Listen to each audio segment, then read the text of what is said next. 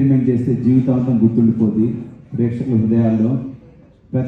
మీరు చేసిన ప్రతి బిట్టు సోషల్ మీడియాలో మీరు ఎక్కడో చోట పెడుతూనే ఉంటారు, అది చూస్తూ ఉంటారు, నవ్వుకుంటూనే ఉంటారు.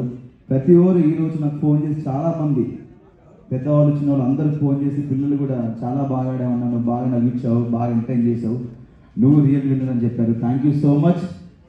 ఇలా ప్రతి సంవత్సరం ఇప్పటివరకు నన్ను గెలిపిస్తూనే ఉన్నాను, నేను గెలుస్తూనే ఉన్నాను, ఇంకా మిమ్మల్ని నవ్విస్తాను.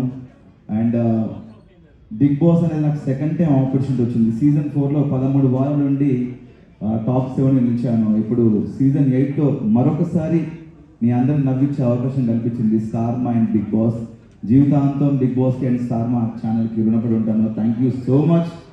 నన్ను ఇందాక మన జర్నీ వీడియోలో కూడా చెప్పాను, బిగ్ బాస్ అవుతున్నప్పుడు నా తల్లిదండ్రులు నన్ను పెంచి పోషించి ఒక స్థాయిలో పెడితే ఈ బిగ్ బాస్ అండ్ స్టార్ మా మరొక స్థాయిలో పెట్టింది. Thank you so much once again. ఎంటర్టైనర్గా పరిచయం చేసింది సీజన్ 4 నుండి నన్ను అక్కడ ఎంటర్టైనర్గా పరిచయం చేశారు ఈ ప్రపంచానికి. మరొకసారి అవినాష్ అన్నవాడు కామెడీయే కాదు, ఏదైనా చేయగలడు, ప్రతి టాస్క్ ఆడతాడు, కామెడీ తప్ప ఏం చేయలేని అన్న వాళ్ళకి కామెడీ కాదు అన్నీ చేస్తాను, ప్రూవ్ చేశాను. అది మీ అందరి ధైర్యం, మీరు ఇచ్చిన ధైర్యం, మీరు ఇచ్చిన బ్లెస్సింగ్స్ వల్ల. Thank you so much. And హౌస్లో చాలామంది కంటెస్టెంట్స్ నాకు సపోర్ట్ చేశారు, ముఖ్యంగా రోహిణి అండ్ తేజ కూడా. థ్యాంక్ యూ సో మచ్ రా తేజ అండ్ రోహిణి, మీకు కూడా. ఇంకేం చెప్పాలి, ప్రతి క్షణం అనుక్షణం చివరి శ్వాస వరకు మీ అందరూ నవ్విస్తూనే ఉంటాను, ఎంటర్టైన్ చేస్తూనే ఉంటాను. Thank you so much. మీరు ఏమైనా అడగాలంటే అడగచ్చు అన్న. టాప్ 5లోకి వెళ్ళావు, మరి పార్టీ ఏం లేదా?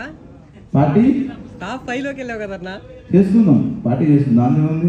70 రోజులు లేకుండా లోపల, బయటకు వచ్చి చేసుకుందాం.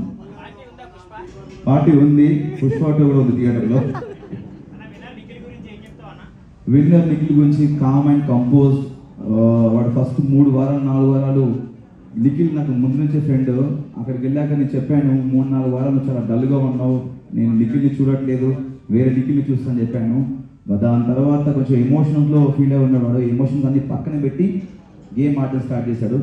నైస్ పర్సన్, మంచి స్నేహితుడు, my friend, living legend. Nabil, నేను బయట ఉన్నప్పుడు నబిల్ ఆట చూశాను, 5 వారాలు చూసి చాలా కత్తిలా ఆడుతున్నాడు అని చెప్పేసి నేను లోపలికి వెళ్ళే ముందు చెప్పాను స్టేజ్ మీద, నాకు కత్తిలా ఆడుతున్నాడు నబిల్ అని చెప్పేసి.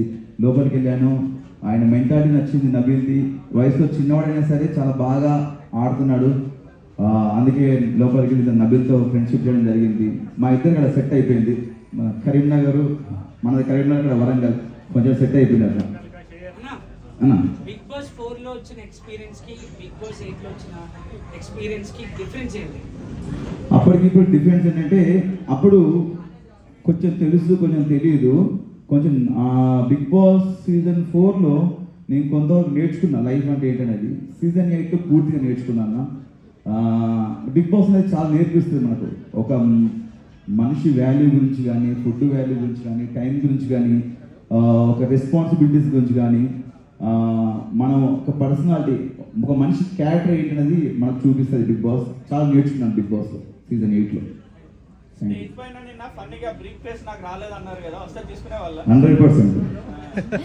మనకు తెలుసు, మన 15th వీక్ ఫస్ట్ డేనే అర్థమైపోయింది, మన కప్పు రాదు, బ్రీఫ్ కేస్ వస్తే పట్టుకొని లటక్న పట్టుకొని వెళ్ళిపోవాలని ఫిక్స్ అయిపోయాను.